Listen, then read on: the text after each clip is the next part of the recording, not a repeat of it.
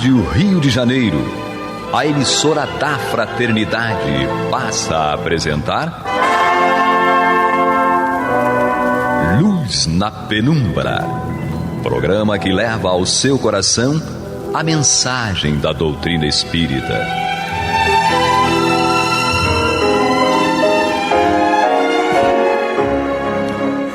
E com vocês, André Afonso Monteiro, para o estudo do livro A Gênese, da obra codificada por Allan Kardec.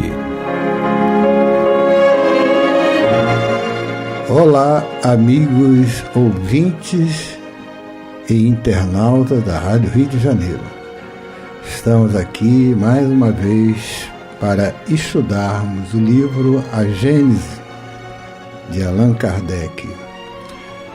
Agradecemos a audiência, a todos os nossos corações que estejam vibrando em uníssonos nessa paz do Senhor Jesus.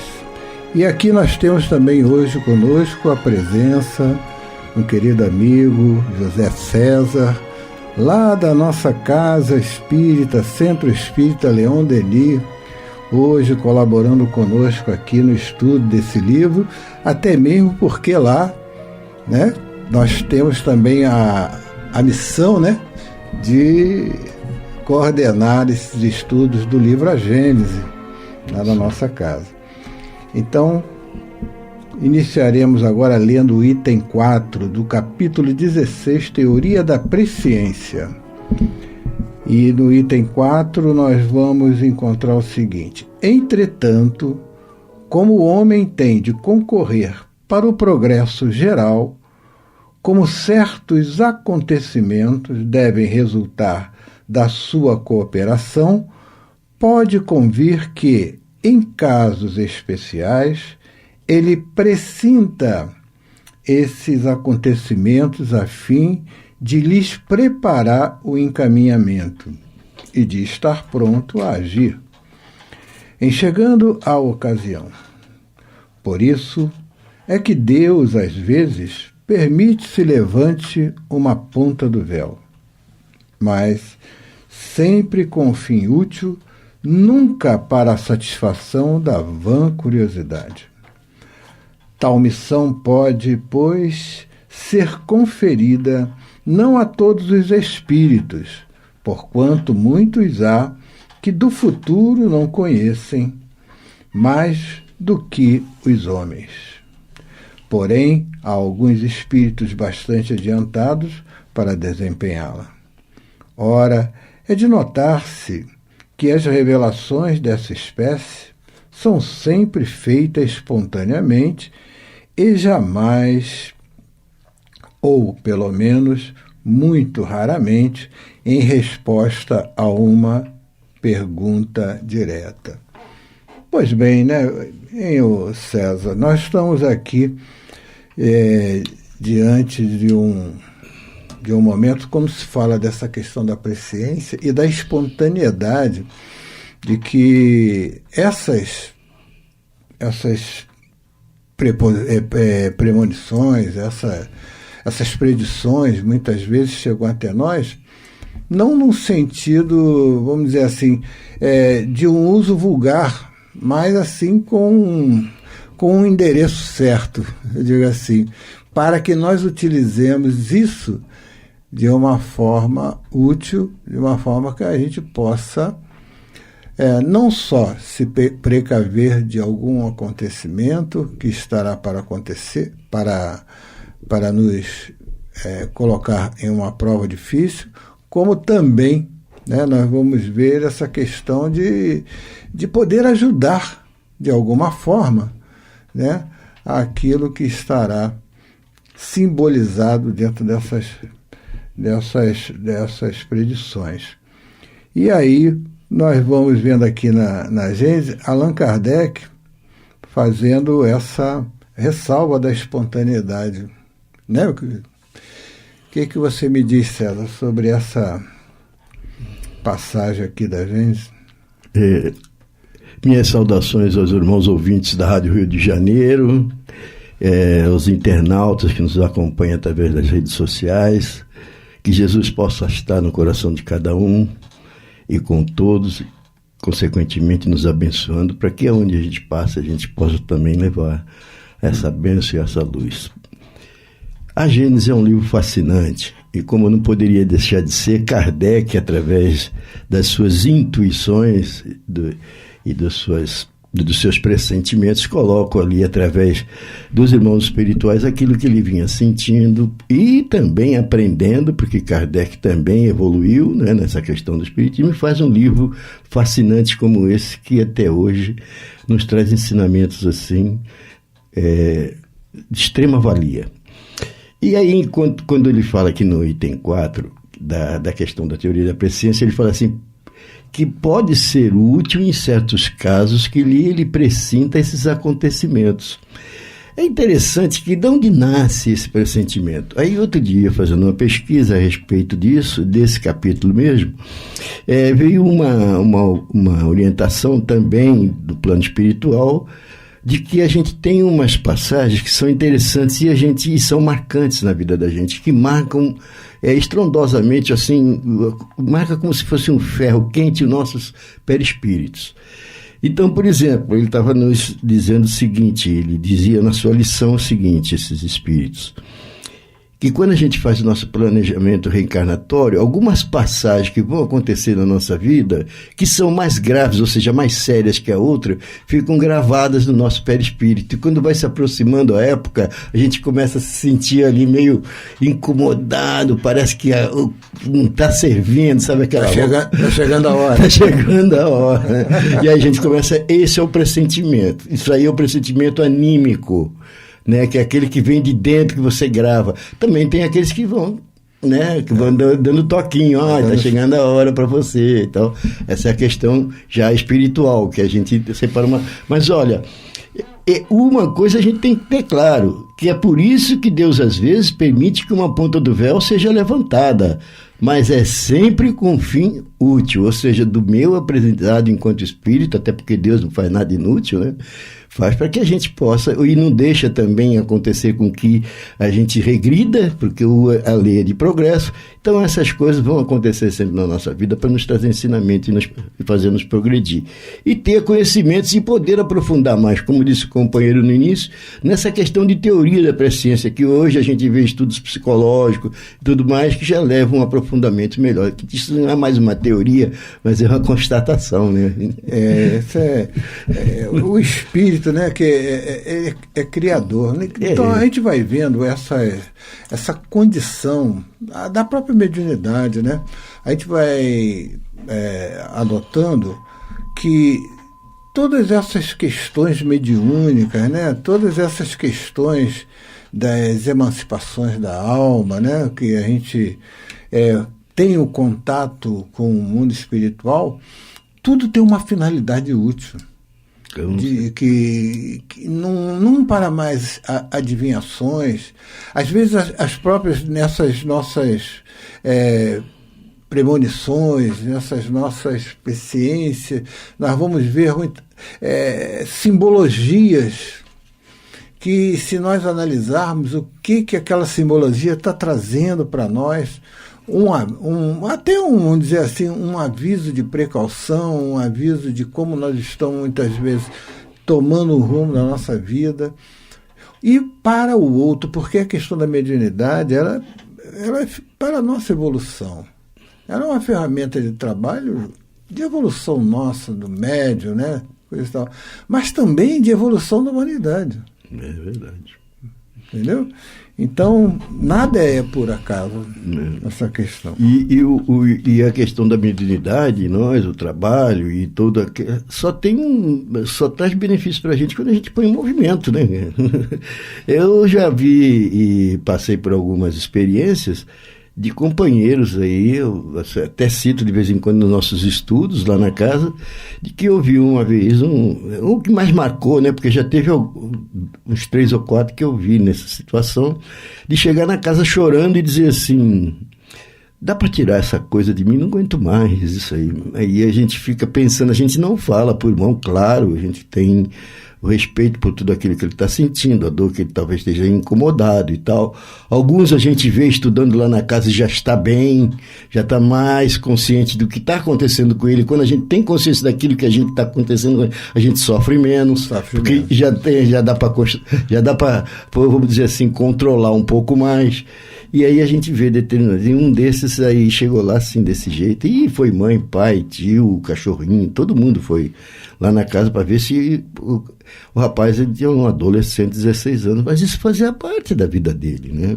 Hoje está na casa, estuda lá na casa, já está com 20 e pouco, está aí tranquilo, levando uma vida sossegada, continua estudando na casa e, graças a Deus, está bem. E isso é tudo o quê? É tudo a questão da mediunidade, começa a florar e a gente às vezes não sabe por que está acontecendo isso, mas já tem lá atrás alguns sentimentozinhos assim meio incomodados, ou que brincava com o coleguinha antes de 7 anos de idade, porque estava ali alguém que brincava com ele. Então essas coisas vão se desenvolvendo, tudo tem anúncio, tudo pode ser resolvido de alguma maneira, porque o Pai não deixa ninguém às cegas, não deixa mesmo, principalmente o espírito imortal, seus filhos. Então é o que eu costumo dizer, se o Pai não deixa ninguém às cegas, nós precisamos evidentemente procurar a solução que nós encontraremos em nós mesmos. Perfeito. Bem, amigos ouvintes, internautas, estamos no programa Luz na Penumbra, né?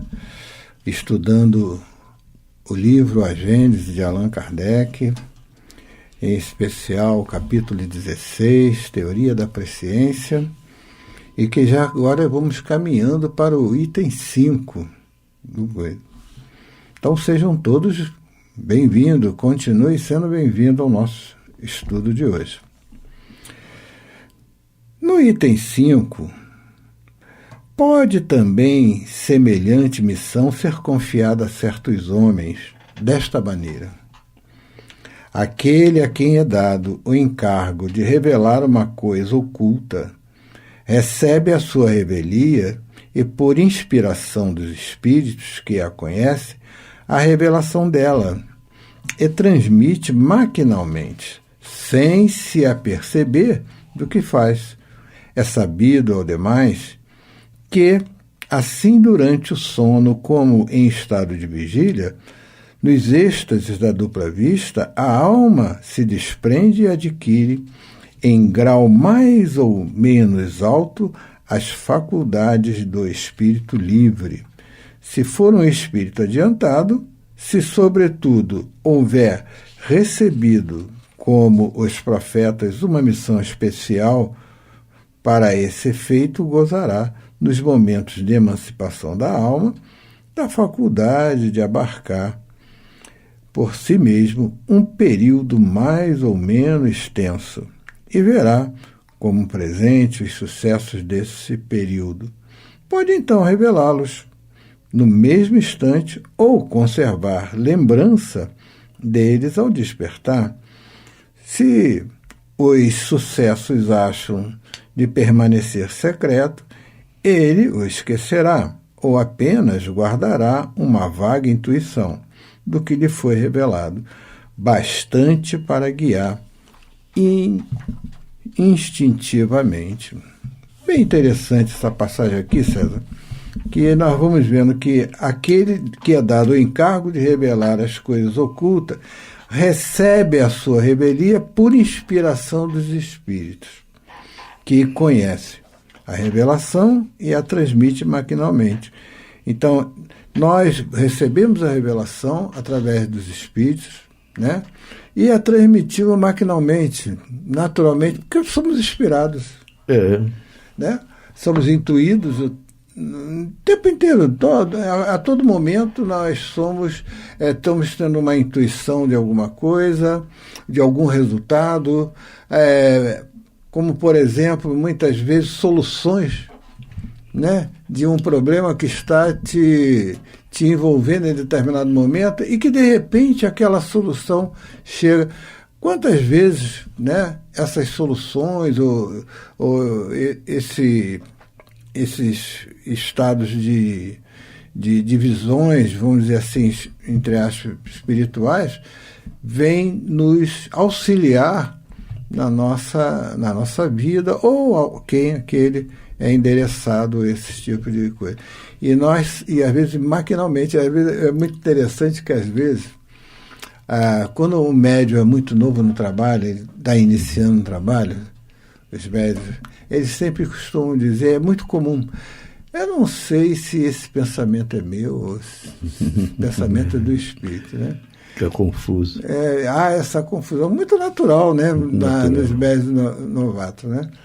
Bom, a gente costuma perceber assim, bom, você estava pensando naquilo quando chegou essa sugestão? Aí ele, não, nem estava pensando naquilo. Então tem uma grande possibilidade de ter sido inspirado ou intuído essa sugestão. Então a gente vai aprendendo, então a gente pergunta, então, mas como fazer para que eu aprenda a distinguir essas coisas? Eu digo conhecimento e prática, trabalho, vivência, né? E aí nós vamos aprendendo a distinguir quando é nosso e quando não é nosso. Né? Isso é prática, isso precisa de prática. E aí esse item também, o item 5, nos dá algum alerta sobre o porquê dos profetas, né? Os profetas também recebiam essas intuições, essas presciências, vamos dizer assim, essas comunicações do plano espiritual. Trazendo aqui para mais novo, Einstein dizia que quando ele tinha um problema com uma equação, que segundo ele não gostava de matemática, ele disse que depois que a matemática fez parte da física, estragou tudo, ele falava essas coisas assim, e aí ele dizia que quando ele tinha um problema com alguma equação, ele pegava lá a cadeira do papai dele, e deitava lá e tirava uma pestana lá, um sono legal. Quando ele voltava, ele disse que voltava com a resposta. Onde é que ele ia buscar? Ele que dizia isso, né? E aí a gente vê como é que pode acontecer essas coisas, né? A comunicação, ela pode ser dos espíritos, como pode ser sua, como pode ser, de qualquer maneira, uma ciência que Deus te permite que você se prepare para que você enfrente determinada situação. Isso é possível? É possível. O que não é possível para o espírito humano?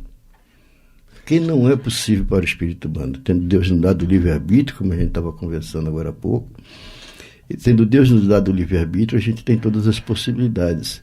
E aí temos inspiração, temos os nossos sentimentos aflorados, a nossa sensibilidade, que nos faz reconhecer determinadas coisas. Agora, quando a questão é de treinamento e nós não fazemos o treinamento, aí a gente não pode ter ideia se isso aqui é meu, ou se é dos outros, ou se é do espírito. A única maneira que a gente tem é de a gente começar a raciocinar na média. O que eu faço na média do meu pensamento, desde que eu me entendo por gente? Agora, esse aqui saiu fora da média? Saiu. Então, esse não é meu. Isso mesmo. Isso aí.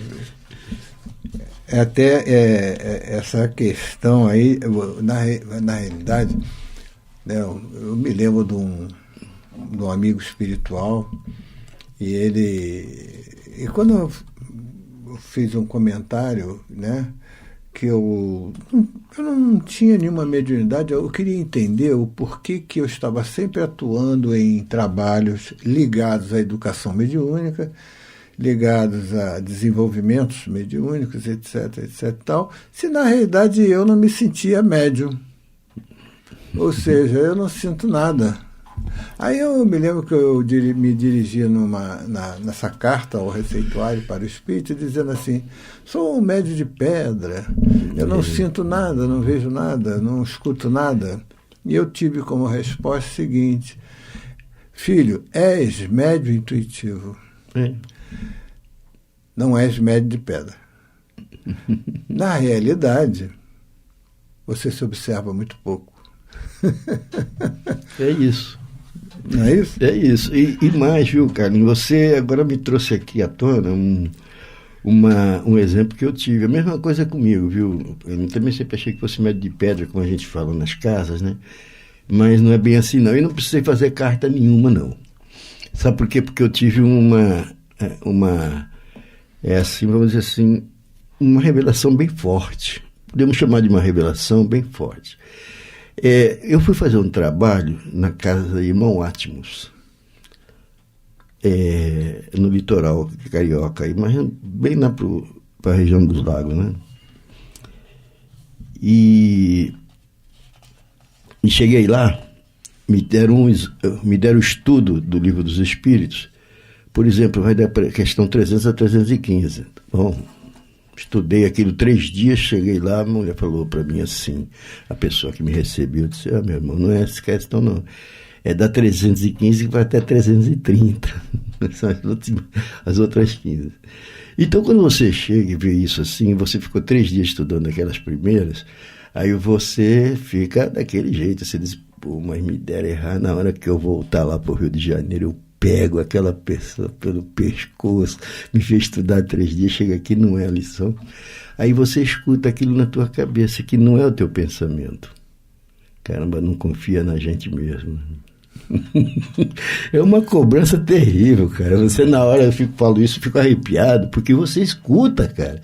Você não confia na gente, você não sabe que você está fazendo um trabalho aqui que não é seu, cara. É nosso, é de Jesus, e você aqui é só... Cara, vai firme e faz o estudo que tem que ser feito. Aí fui lá, fiz o estudo, que não fui eu que estudei, rapaz, deu certinho. Isso aí. Pô, o que você quer mais? Né? Você aceitou o desafio. Pô. Tudo bem, então nós já estamos chegando, né, para o nosso final do programa. Então nós terminamos aqui, né, César, o item 5, né, em que nós fizemos esses comentários, e a gente vai entrando pelo campo da mediunidade, que é muito gostoso falar da mediunidade. Adoro falar, né? Inclusive, como eu disse antes, né, estamos sempre envolvidos nesses estudos, né, nesses trabalhos, né, da onde há esse desenvolvimento da nossa querida mediunidade. Parece que a doutrina espírita quer nos ensinar que todo trabalho que a gente faz em favor do espiritismo é um trabalho mediúnico, né? De alguma maneira seja ele por intuição, seja ele por qualquer forma de apresentação, é um trabalho mediúnico. A gente está falando da doutrina espírita, estamos falando de Jesus, os espíritos têm que estar conosco, Jesus deve estar nos abençoando. Muito. Então nós finalizamos aqui o nosso programa de hoje, agradecendo, César, essa oportunidade de você. Eu que agradeço a oportunidade. E até o nosso próximo programa. Você está ouvindo o programa Luz na Penumbra.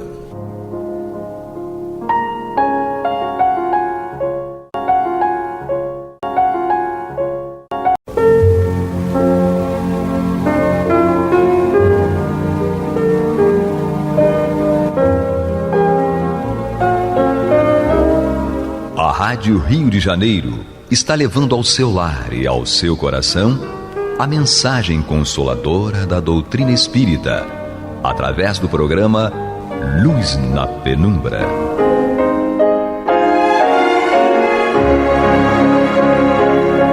E agora com vocês, Nádia do Couto Vale, para comentar o céu e inferno ou a justiça divina segundo o Espiritismo, da obra codificada por Allan Kardec. Amado e amada ouvinte internauta, que a paz de Jesus permaneça conosco hoje e sempre. Continuamos o nosso estudo aqui pela Rádio Rio de Janeiro, a emissora da Fraternidade. Estamos estudando agora o capítulo 4 da segunda parte desta obra e estamos iniciando o estudo de um espírito que tem um perfil bastante interessante como alerta para todos nós. Afinal, quem sofre merece sofrer? A conduta e o caráter de uma pessoa justificam plenamente as alegrias, os tormentos que lhe sobrevenham, ainda quando esteja encarnado ou mesmo depois de depois de encarnado, ou seja, desencarnado, quais os movimentos, os mecanismos da alma neste particular? Nós sabemos que temos a autorreferência como o egoísmo, porque a pessoa acha que é a única que está sofrendo, que nada que lhe acontece é justo, que os outros não sofrem, só a própria pessoa que está sofrendo. A autocomiseração, portanto, é a autopiedade, coitado de mim, coitada de mim, porque estou sofrendo, porque isso aconteceu justamente a mim, etc.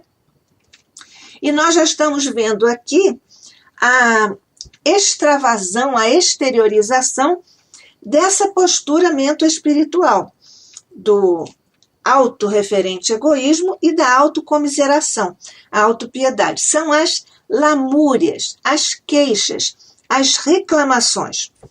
Nosso querido mentor André Luiz nos diz que reclamar tira de nós o que nós poderíamos aurir da experiência para a nossa evolução. Portanto, toda reclamação anula o progresso, o resultado positivo que nós podemos ter quando aproveitamos as experiências que, pela justiça de Deus, nos chega, nós perdemos essa oportunidade. Em sua obra Desperte e Seja Feliz, pela psicografia de Divaldo Franco, nosso querido mentor que está assinando isto, que é o Espírito Joana de Ângeles, portanto, nossa querida mentora, nos fala sobre esse, na verdade é um vício, um vício-mento espiritual. Nos fala sobre as reclamações indevidas, num capítulo que leva esse título, e na segunda parte do capítulo, Joana de Ângeles nos diz: não reclames.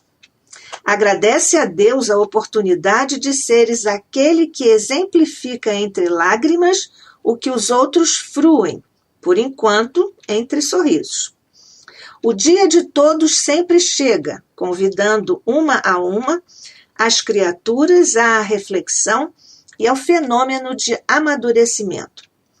E a morte, que a ninguém poupa, chamar-te-á, e a todos os homens ao despertamento, para aferição de valores diante da consciência, sob a vigilância do amor de Deus.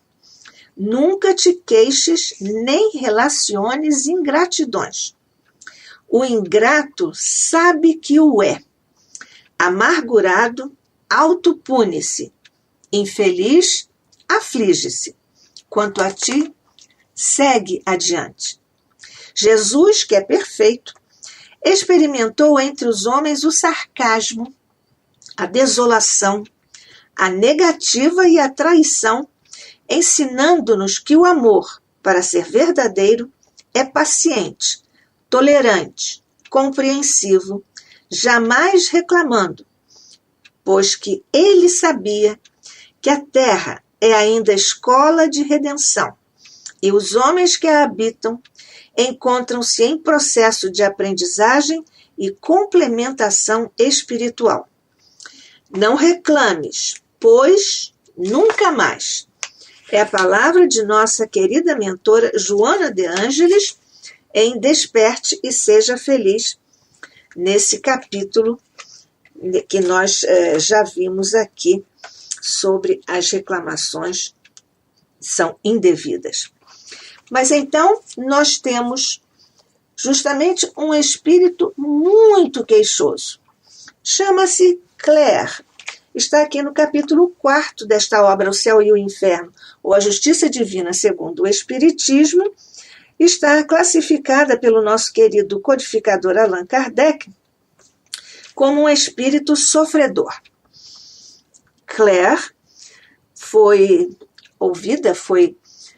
recebida na Sociedade Espírita de Paris em 1861. Kardec nos apresenta e nos descreve o espírito Claire. Diz-nos o querido codificador: o espírito que forneceu os ditados seguintes pertenceu a uma senhora que o médium conhecera quando na Terra. A sua conduta, como seu caráter, justificam plenamente os tormentos que lhe sobrevieram. Além do mais, ela era dominada por um sentimento exagerado de orgulho e egoísmo pessoais, sentimento que se patenteia na terceira das mensagens, quando pretende que o médium apenas se ocupe com ela. As comunicações foram obtidas em diferentes épocas, sendo que as 3 últimas já denotam sensível progresso nas disposições do espírito, graças ao cuidado do médium que empreendera a sua educação moral. Os nossos mentores queridos nos dizem que nós, médiuns, somos enfermeiros dos espíritos aos quais damos passividade à mesa mediúnica. E aqui está dito isto de uma forma bastante objetiva e direta, porque o espírito Clare, já nas 3 últimas comunicações, já apresentava progresso sensível em suas disposições do espírito Clare, porque, graças ao cuidado do médium que empreendera a sua educação moral. É, portanto, nesta primeira comunicação, nós já vimos aqui que o perfil de Clare já está aqui delineado pelo nosso querido Allan Kardec, e nós, então, vamos iniciar o estudo da primeira parte da primeira comunicação do espírito Clare. Disse ela: eis-me aqui, eu, a desgraçada Clare. Que queres tu que te diga? A resignação, a esperança não passam de palavras. Para os que sabem que, inumeráveis como as pedras da saraivada, os sofrimentos lhe perdurarão na sucessão interminável dos séculos. Posso suavizá-los, dizes tu. Que vaga palavra! Onde encontrar coragem e esperança para tanto? Procura, pois, inteligência obtusa, compreender o que seja um dia eterno. Um dia, um ano, um século, que sei eu? Se as horas o não dividem, as estações não variam. Eterno e lento como a água que o rochedo roreja, este dia execrando maldito pesa sobre mim como avalanche de chumbo. Eu sofro. Em torno de mim, apenas sombras silenciosas e indiferentes. Eu sofro. Nós vemos aqui a postura de Clare já na autocomiseração, dizendo que ela é desgraçada, que ela está sofrendo muito. Nós vemos o quanto aqui ela usa o pronome eu e mim e outros elementos linguísticos que se referem à primeira pessoa do singular. Aqui interessante ela dizer eterno e lento como a água que o rochedo roreja. Nós vamos lembrar aqui que esse verbo significa arrastar-se, arremessar-se, fazer rastros, etc. Então, o que está posto aqui? A postura de Clare está bastante pungente. Ela desdiz a esperança e a resignação. Não considera que sejam importantes. Por quê? Porque ela julga que está diante da eternidade dos sofrimentos que ela está atravessando. Ela se revela incrédula. Ela diz: onde encontrar coragem e esperança para tanto? Naturalmente que nós vemos que durante a sua encarnação, ela não se voltou para a religião, para o comportamento moral, mesmo que ela não tivesse nenhuma religião não estivesse professando nenhuma religião, se ela estivesse praticando a caridade e se exercitando, trabalhando no seu íntimo, as suas tendências mais, porque é o que nos cabe fazer, nós temos que combater os nossos defeitos, ela não estaria nesta situação. Então, por isso ela se revela incrédula, não tem nenhuma crença. Onde encontrar coragem e esperança para tanto?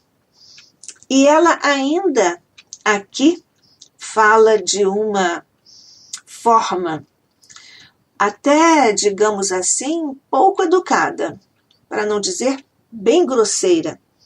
Ela diz: procura, pois, inteligência obtusa, compreender o que seja um dia eterno. Ela está aqui diminuindo a capacidade intelectual do médium, que lhe serve de instrumento, que lhe dá a oportunidade desse desabafo e ainda o agride, porque está na fase das reclamações. Tudo isso já vimos que é imerecido, injustificável, mas ela continua se achando com, entre aspas, autoridade para reclamar.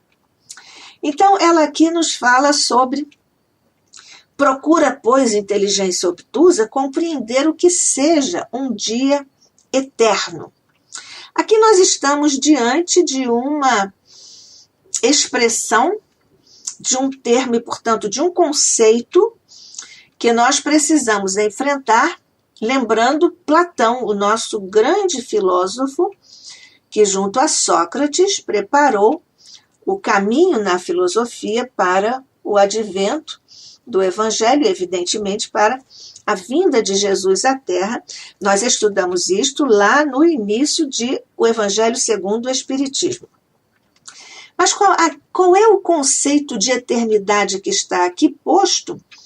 Nós que estamos aqui diante do tempo. Por falar nisso, nós estamos juntos aqui, eu, Nádia do Couto Vale, e você, amigo, amiga, ouvinte, internauta, estamos estudando aqui O Céu e o Inferno, a Justiça Divina, segundo o Espiritismo, no programa Luz na Penumbra, pela Rádio Rio de Janeiro, a emissora da Fraternidade.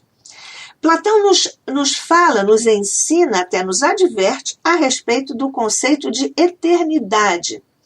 Ele diz que, como nós estamos encarnados e porque nós não somos Deus, nós somos filhos de Deus, portanto nós somos criaturas, então ele diz que nós não podemos, não temos condição de compreender na sua profundidade, na sua essência, o que é a eternidade. Ele faz o mesmo raciocínio pelos mesmos motivos para, aqui nós estamos falando do tempo, com relação ao espaço. Então, ele diz, como nós estamos aqui falando como encarnados, estaremos, porque somos criados, só Deus é eterno. Por isso, não devemos usar a palavra eterno, ou eterna, ou eternidade, fora do contexto de Deus. Mas, por falar em Deus, estamos aqui falando na admissão de Deus, porque ela, seguindo aqui a sua manifestação, a sua comunicação, nós vemos que ela diz também assim, quando ela diz, eu sofro, em torno de mim apenas sombras silenciosas e indiferentes, eu sofro. Contudo, continua ela, nesta primeira comunicação, sei que acima desta miséria reina o Deus Pai, para o qual tudo se encaminha. Quero pensar nele, quero implorar-lhe misericórdia. Debato-me e vivo de rojo como estropiado que rasteja ao longo do caminho. Ela diz que vive de rojo, quer dizer, ela vive se arrastando tocando o chão, se arrastando. Então, ela diz: debato-me e vivo de rojo, como estropiado que rasteja ao longo do caminho. Não sei que poder me atrai para ti. Ela está se aqui comunicando com o médium. Não sei que poder me atrai para ti. Talvez sejas a salvação. Eu te deixo mais calma, mais reanimada, qual anciã enregelada que se aquecesse a um raio de sol. Gélida, minha alma se reanima à tua aproximação.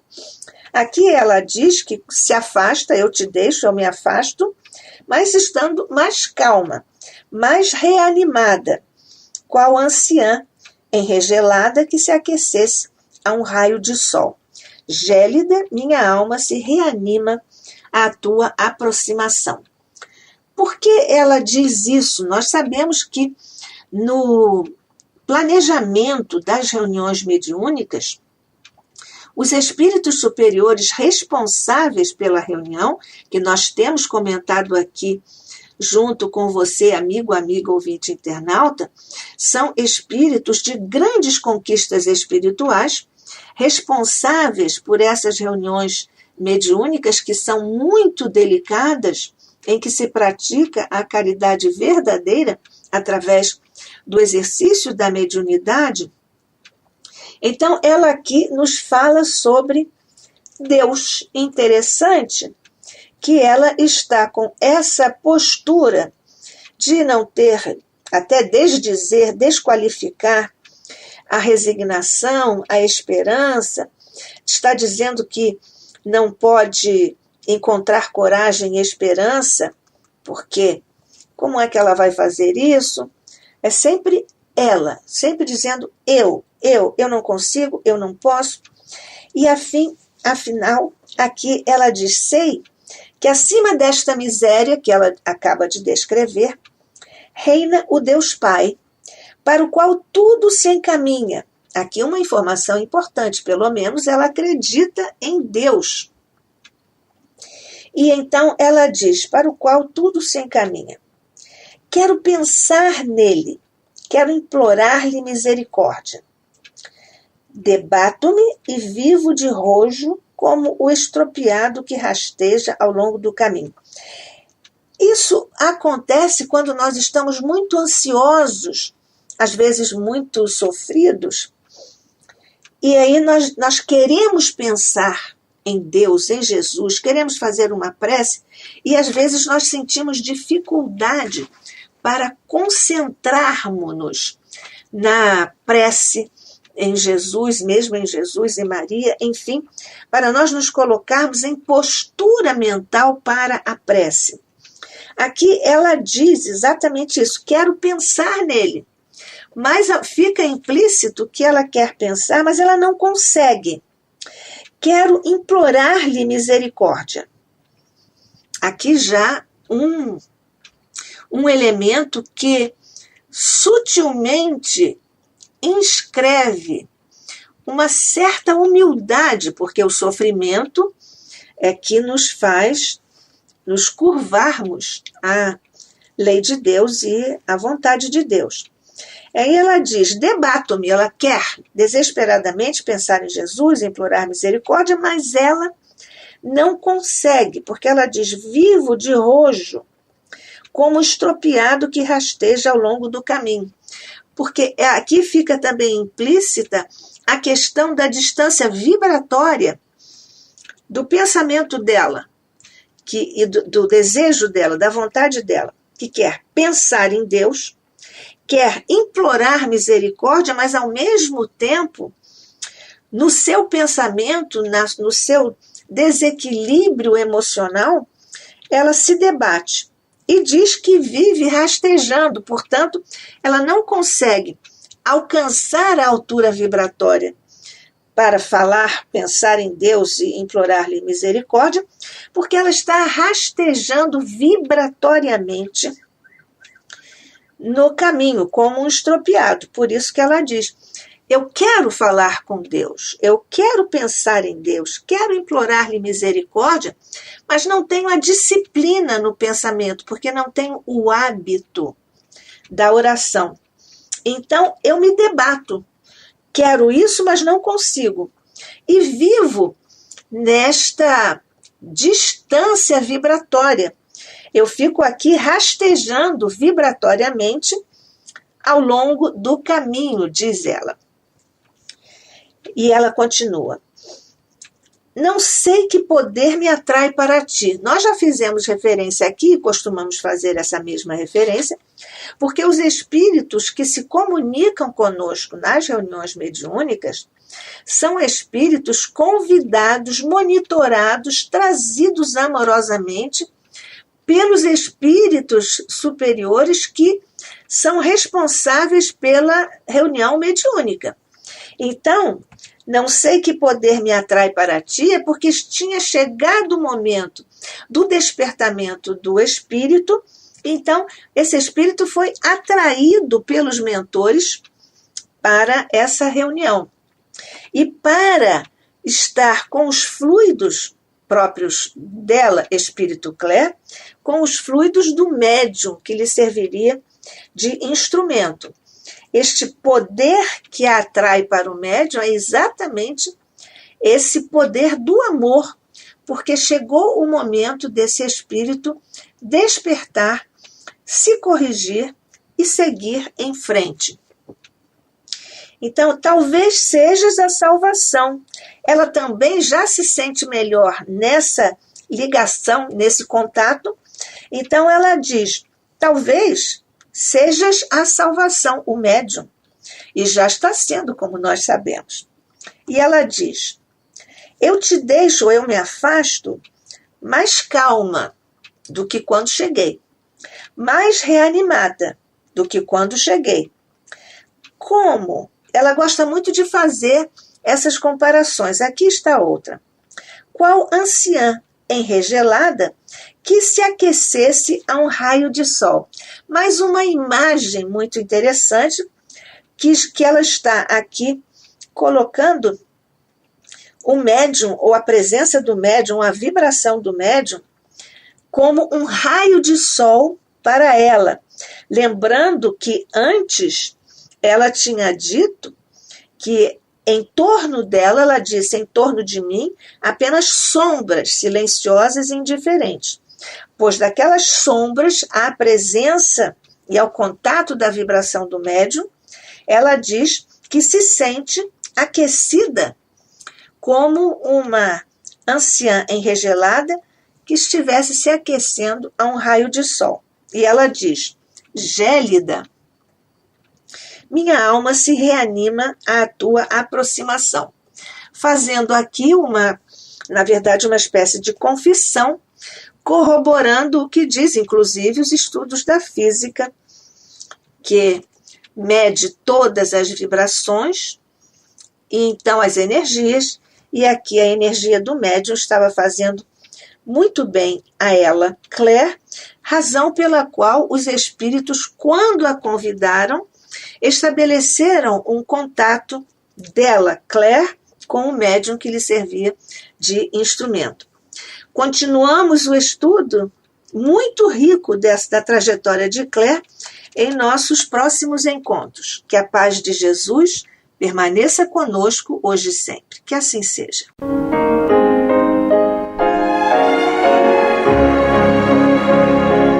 E vamos ouvir agora a prece de encerramento de nosso programa, na voz de Geraldo de Aquino. Jesus, dá-nos coragem para a luta, piedade para os insultos e misericórdia para as injustiças e ingratidões. Limpa nossa alma de inveja e ambições mesquinhas, de ódio e de vingança o nosso caminho. E que dentro em pouco, ao recolher-nos de novo ao calor do nosso leito, para que o sono nos dê a paz e o esquecimento das tristezas humanas, possamos sentir, Senhor, no mais íntimo de nosso ser, a doçura indefinível do teu amor e a grandeza incomparável da tua divina presença. Que assim seja.